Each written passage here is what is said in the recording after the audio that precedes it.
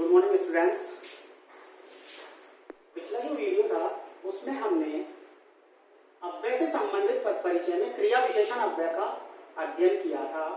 आज हम अव्यय के जो बाकी के बचे हुए 3 वेद है उन तीनों वेदों का अध्ययन करेंगे। तो आपने क्रिया विशेषण अव्यय के 4 जो वेद होते हैं उनका अध्ययन करते हैं। क्रिया विशेषण अव्यय वे अव्यय शब्द जो किसी क्रिया की विशेषता बताते हैं, मतलब क्रिया के पहले आकर उसकी समय, स्थान, मापतोल और होने के ढंग संबंधी विशेषता का बोध कराते हैं। उन्हें अपन क्रिया विशेषण अव्यय के नाम से जानते हैं। और क्रिया विशेषण अव्यय के आपने 4 वेदों का अध्ययन किया। कालवाचक क्रिया विशेषण अव्यय, स्थानवाचक क्रिया विशेषण अव्यय, परिमाणवाचक क्रिया विशेषण अव्यय और रीतिवाचक क्रिया विशेषण अव्यय। इनके अलावा एक और अव्यय बताया था मैंने आपको, ध्यान हो तो, निषेधवाचक क्रिया विशेषण अव्यय। ठीक है। इनके अलावा जो 3 वेद और है उन 3 वेदों में नंबर जो 2 आता है आपका बेटा, वो आता है आपका संबंध बोधक अव्यय। संबंध बोधक अव्यय। आपने संबंधवाचक सर्वनाम भी पढ़ा होगा, लेकिन संबंधवाचक जो सर्वनाम होता है वो क्या काम करता है? संबंधवाचक सर्वनाम सिर्फ 2 अलग अलग व्यक्ति या वस्तुओं के मध्य क्या बताता है? खाली संबंध बताता है। ठीक है। लेकिन यहाँ ये जो है संबंध बोधक अव्यय, ये आपका काम करता है भैया 2 शब्दों के मध्य संबंध बताने वाले अव्यय। ऐसे शब्द या वे अव्यय शब्द जो 2 व्यक्ति या 2 वस्तुओं के मध्य संबंध बताने का कार्य करते हैं उन्हें संबंध बोधक अव्यय कहते हैं। और संबंध बोधक अव्यय के तहत या अंदर उन समस्त अव्ययों का अध्ययन किया जाता है जिनका अध्ययन हमने स्थानवाचक क्रिया विशेषण में किया था। अर्थात आप यूं कह सकते हो कि जिन अव्ययों का प्रयोग हमने स्थानवाचक क्रिया विशेषण अव्यय में किया था उन सभी का प्रयोग हम किसमें करते हैं? संबंध बोधक अव्यय में भी करते हैं। वे सारे के सारे अव्यय आपके इसमें आ जाएंगे। एक छोटा सा अंतर आएगा खाली। आपको मैंने कल एक स्थानवाचक क्रिया विशेषण का उदाहरण बताया था कि राम पीछे बैठा है। राम पीछे बैठा है। यहाँ ये जो शब्द था पीछे, ये क्या है बेटा? ये आपका स्थानवाचक क्रिया विशेषण अव्यय है। क्यों है?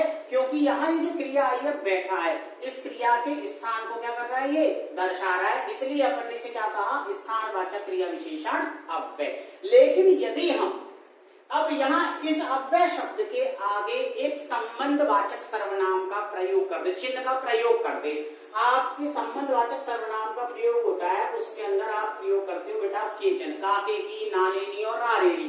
तो यहाँ इस के का प्रयोग यदि हम कर देंगे तो के का प्रयोग जब आप करोगे तो निश्चित है राम के साथ के पीछे का जब आप प्रयोग करोगे तो किसी ना किसी अन्य व्यक्ति के साथ उसका क्या बताओगे? संबंध बताओगे। अगर अपन इस बात को ऐसे कह दें कि राम के पीछे श्याम बैठा है। अब यहां पे भी देखिए आप पीछे शब्द आया, लेकिन पीछे के पहले हमने के शब्द का प्रयोग कर दिया है और ये जो के है वो किसको दर्शाता है? संबंध को दर्शाता है। तो यहाँ ये जो के पीछे शब्द है ये आपका क्या बन गया बेटा? संबंध बोधक अव्यय। ठीक। तो जितने भी स्थानवाचक क्रिया विशेषण अव्यय है उनके आगे यदि आप किसका प्रयोग कर दोगे? के का, तो वो सारे के सारे अव्यय शब्द आपके संबंध बोधक अव्यय बन जाएंगे। जैसे के आगे, के पीछे, के यहाँ, के वहां, के ऊपर, के नीचे, के दाएं, के बाएं आदि शब्द। तो जितने भी स्थानवाचक क्रिया विशेषण है वो सारे के सारे आपके किसमें समाहित हो जाते हैं? संबंध बोधक अव्यय में समाहित हो जाते हैं। लेकिन हमें क्या करना पड़ता है? अव्यय के पहले के का प्रयोग करना पड़ता है। ठीक है, क्लियर? नेक्स्ट जो है वो है आपका समुच्चय बोधक अव्यय। नंबर 3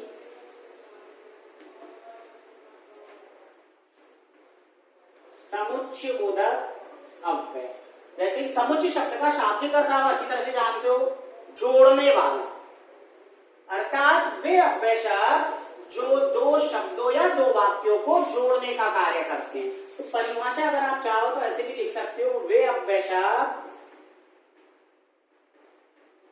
जो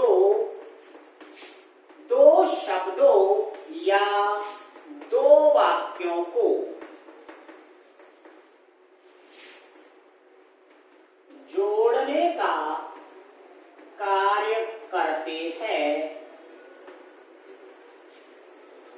समुच्चय बोधक अव्यय कहलाते हैं। तो वे अव्यय शब्द दो शब्दों को या दो वाक्यों को जोड़ने का काम करते हैं, उन्हें हम समुच्चय बोधक अव्यय के नाम से जानते हैं। जैसे और, एवं, या, अथवा, किंतु, परंतु, लेकिन, कि, क्योंकि, इसलिए आदि। तो और, एवं, या, अथवा, किंतु, परंतु, कि, क्योंकि, इसलिए, तो, यदि आदि जो शब्द होंगे वो सारे के सारे आपके बेटा किसमें आएंगे? समुच्चय बोधक अव्यय में, क्योंकि ये क्या काम करेंगे? दो शब्दों को या दो वाक्यों को जोड़ने का काम करेंगे। जैसे आपने कहा राम और श्याम खेलने जा रहे हैं, तो यहाँ पे और जो शब्द है वो क्या काम कर रहा है? दो शब्द, एक राम दूसरा श्याम, इन दोनों को जोड़ने का काम कर रहा है। इस कारण से यहाँ ये जो और है ये क्या है बेटा? समुच्चय बोधक अव्यय। राम घर गया लेकिन मोहन खेलने लग गया। तो यहाँ पे जो लेकिन शब्द है, इस लेकिन शब्द ने क्या काम किया? दो वाक्य थे, राम घर गया, मोहन खेलने लग गया, इन दोनों को जोड़ने का काम किया। तो यहाँ लेकिन क्या काम कर रहा है? दो वाक्यों को जोड़ने का काम कर रहा है। और क्या काम कर रहा है? दो शब्दों को जोड़ने का काम कर रहा है। तो ऐसे शब्द दो शब्द और दो वाक्यों को जोड़ने का कार्य करते हैं, उन्हें हम समुच्चय बोधक अव्यय के नाम से जानते हैं। क्लियर? और अव्यय नंबर जो 4 है बेटा वो है आपका विस्मयादि बोधक अव्यय।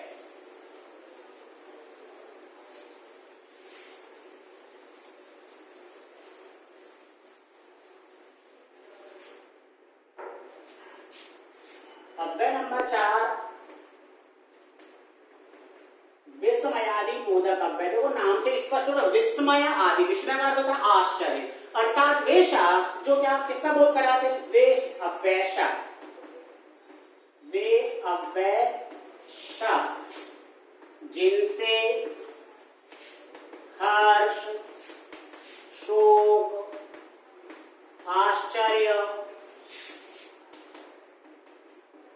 आशीर्वाद, घृणा, ईर्षा, नफरत, खुशी आदि भावों का बोध होता है। विस्मयादि बोधक अव्यय कहलाते हैं। तो वे अव्यय शब्द जिनसे हर्ष, शोक, आश्चर्य, आशीर्वाद, घृणा, ईर्षा, नफरत, खुशी आदि भावों का क्या होता है बेटा? बोध होता है। उन सारे के सारे अव्यय शब्दों को हम विस्मयादि बोधक अव्यय के नाम से जानते हैं। ठीक है? जैसे अगर मान लीजिए जैसे शब्द है आपका वाह, किसको प्रकट करता है? आश्चर्य को प्रकट करता है। अत्यधिक खुशी होती तो भी हम वाह कह देते हैं। हमने कहा था शाबाश, ठीक है? शाबाश क्या है? ये भी जब अपन किसी को क्या देते हैं? शाबाश, इसको पुनर्वचन करते हैं तो अपन शाबाश कहते हैं। तो शाबाश भी क्या है बेटा? विस्मयादि बोधक अव्यय। आपने कह दिया छी, क्या है? विस्मयादि बोधक अव्यय। आप किसी को धिक्कार रहे हो, धिक्कार, ये भी क्या है बेटा? विस्मयादि बोधक अव्यय। ठीक है? आपने कहा था हुर्रे, तो हुर्रे क्या है? विस्मयादि बोधक अव्यय। ठीक है? तो ऐसी जो आदि शब्द है जिनसे हर्ष, शोक, खुशी आदि का क्या होता है? आह, क्या है? विस्मयादि बोधक अव्यय। तो इन सभी शब्दों का प्रयोग जब हम करते हैं तो किस लिए करते हैं? हर्ष, शोक, आश्चर्य, आशीर्वाद, घृणा, ईर्षा, नफरत, खुशी आदि भावों को प्रकट करने के लिए हम आदि आदि शब्दों का प्रयोग करते हैं। तो जिन शब्दों से हम इनको प्रकट करते हैं, भावों को प्रकट करते हैं, उन्हें विस्मयादि बोधक अव्यय कहते हैं। तो बेटा जब आप अव्यय से संबंधित पद परिचय करोगे। तो आपको सिर्फ कितने बिंदुओं की जानकारी लेनी है? मात्र 2 बिंदुओं की जानकारी देनी है। अब जो वो 2 बिंदु है वो कौन कौन से है वो आपके सामने है। नंबर 1 प्रकार। जब आप अव्यय का पद परिचय करोगे तो सबसे पहले क्या बताओगे? प्रकार। अव्यय के भेद जो हमने पढ़ लिए। नंबर 1 क्रिया विशेषण का कौन सा है वो लिखना है, संबंध बोधक अव्यय तो वो लिखना है, समुच्चय बोधक अव्यय तो वो लिखना है, और विस्मयादि बोधक अव्यय तो वो लिखना है। प्रकार के बाद आप लिखेंगे, क्या लिखोगे बेटा? इसके बाद अपन नंबर 2 में या तो बताएंगे संबंध या बताएंगे अपन मूल भाव। संबंध शुरू के जो 3 है, क्रिया विशेषण अव्यय, समुच्चय बोधक अव्यय और संबंध बोधक अव्यय जो है उसमें तो आप किसको बताओगे बेटा? संबंध को बताओगे। और मूल भाव जिसको बताओगे आप किसको बताओगे? विस्मयादि बोधक अव्यय में। तो जब अपन अव्यय के पद परिचय करते हैं तो जो 3 है आपके, कौन से? क्रिया विशेषण अव्यय, संबंध बोधक और समुच्चय बोधक। तो ये जो 3 अव्यय के प्रकार है इनका तो बताओगे आप संबंध, और मूल भाव बताओगे सिर्फ विस्मयादि बोधक अव्यय में।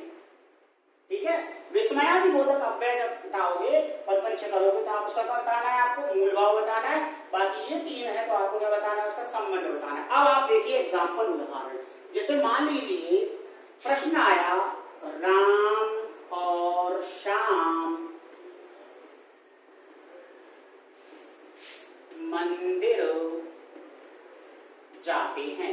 आपको पद परिचय करना बेटा और पद का। ठीक है, तो आप क्या लिखोगे? वैसे ही जैसा अपन करते आए हैं, और पद का पद परिचय। ठीक है, अब आपके सामने और पद। अब और पद को आपको पहचानना है कि और क्या काम कर रहा है। शब्द 2, एक राम है दूसरा श्याम है, इन दोनों को जोड़ने का काम कर रहा है कौन? और जोड़ने वाला कौन होता है आपका? समुच्चय बोधक। तो अपन प्रकार में क्या लिखेंगे? समुच्चय बोधक अव्यय। ठीक है, अब हमें क्या बताना है? समुच्चय बोधक क्या बताना है? अपन को संबंध बताना है। अब यहाँ पे किसका संबंध क्या बता रहा है? संबंध कुछ बता ही नहीं, क्या काम कर रहा है बेटा? 2 शब्दों को जोड़ने का काम कर रहा है। तो अपन डायरेक्ट सीधा ऐसे ही लिख देंगे, राम व श्याम शब्दों को जोड़ने वाला। राम और जो श्याम शब्द है उन दोनों को क्या कर रहा है? जोड़ने वाला है। इस कारण से हमने क्या लिख दिया है? राम व श्याम शब्दों को जोड़ने वाला। तो ये इस और के बारे में क्या हो गया? आपका पद परिचय हो गया है। एक उदाहरण और देखो बेटा, जैसे मान लीजिए आता है आपको विस्मयादि बोधक अव्यय का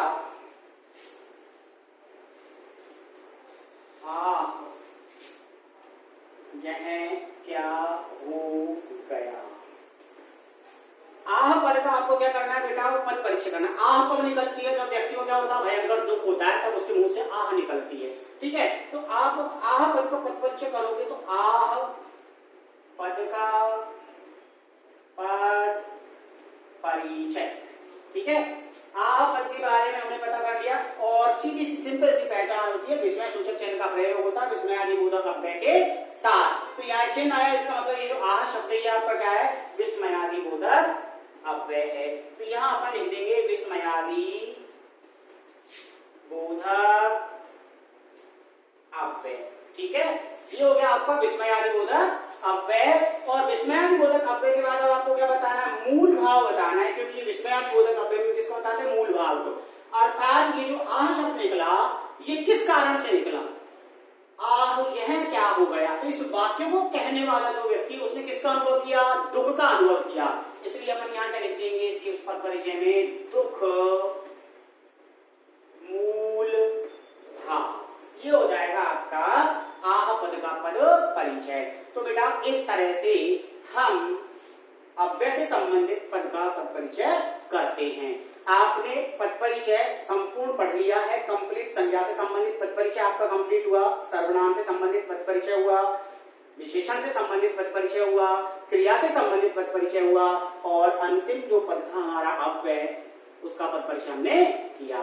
तो अगर प्रश्न सीधे से पूछा जाता है पद कितने प्रकार के होते बेटा, वो 5 ने बता करके आपको सिर्फ कितने बताने, 2 पद, सिर्फ 2 प्रकार के होते, विकारी और अविकारी। विकारी जो पद होते हैं वो 4 होते, संज्ञा सर्वनाम विशेषण और क्रिया विकारी पद होते हैं, क्योंकि उन पर लिंग वचन काल कारक का प्रभाव पड़ता है। और अव्यय शब्द जो होते हैं ये हमारे अविकारी पद होते हैं, क्योंकि ये लिंग वचन काल कारक से प्रभावित नहीं होते हैं। क्लियर? तो ये अव्यय से संबंधित पद परिचय। अब मैं आपको एक होमवर्क दे रहा हूं जो आपको कंप्लीट करना है। यदि उसमें कुछ गड़बड़ होगी तो उसे हम कल सॉल्व करेंगे। एक ही वाक्य लिख रहा हूं और उस समस्त वाक्य के समस्त पदों का आपको पद परिचय करना है। अब वो सारे जो पद है वो आपको पहचानने और उनका आपको पद परिचय करना है।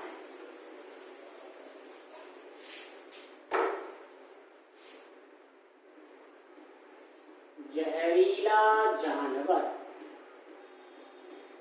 अपने नुकीले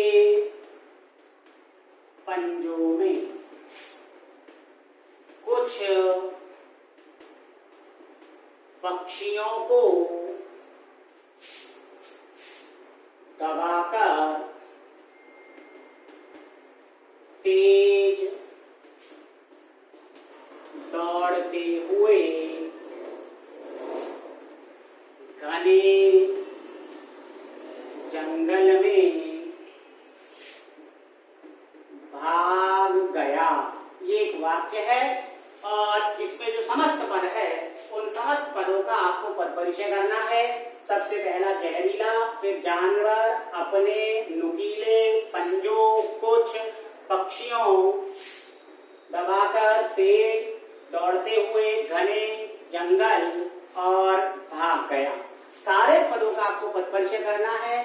अब एक महत्वपूर्ण बात वो भी ध्यान में रखनी है कि जैसे आपने देखो पूरे वाक्य में सारे के सारे जो पद है उन सबका पद परिचय कर लिया हमने, लेकिन जैसे कि चिन्ह में, ये चिन्ह आपका को, फिर यहाँ भी चिन्ह में, तो इनका पद परिचय में नहीं करना, क्योंकि कारक चिन्ह है और कारक चिन्ह हमेशा अपने पहले आने वाले जो शब्द होते हैं उन्हीं के साथ क्या होता है बेटा, समाहित होता है। जैसे पंजों में, तो यहाँ ये जो में है ये पंजों के साथ गिना जाएगा। पक्षियों को, तो यहाँ ये जो है ये पक्षियों के साथ आएगा। यहाँ ये जो में है ये जंगल के साथ आएगा। इसलिए इनका पृथक से कोई पद परिचय नहीं होता है, क्योंकि ये परसर्ग है और परसर्ग हमेशा अपने आगे आने वाले शब्द के साथ संयुक्त रूप से ही जाना जाता है। ठीक है बेटा, आप आराम से अब इनका पद परिचय करिए, सॉल्व करिए, और कल मैं आपको इनका सबका पद परिचय यही बोर्ड पर करके बताऊंगा। धन्यवाद।